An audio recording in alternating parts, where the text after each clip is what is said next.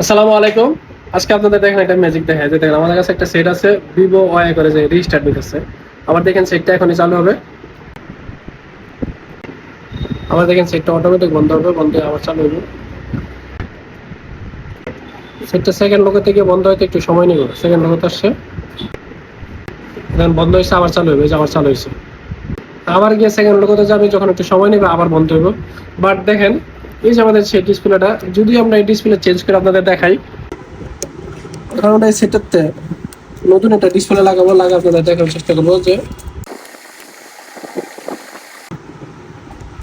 দেখেন আমাদের সেট কিন্তু অলরেডি চালু হয়ে গেছে।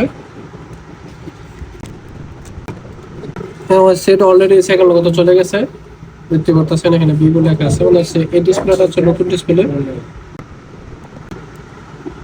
আমাদের সেট কিন্তু চালু হয়ে গেছে। তো আমরা এখানে যেটা দেখলাম সেটা হচ্ছে আমাদের মোবাইলের যে ডিসপ্লে, অর্থাৎ এই যে এখানে থাকে যে ডিসপ্লে, এই ডিসপ্লেতে লাগাইলে সেট রিস্টার্ট নেয়, বাট নতুন ডিসপ্লে লাগাই যখন, তখন কিন্তু সেট অটোমেটিক চালু হয়ে যাচ্ছে। তার মানে কি, নতুন ডিসপ্লেতে সেট চলতেছে কিন্তু পুরান ডিসপ্লেতে সেট রিস্টার্ট নিতেছে।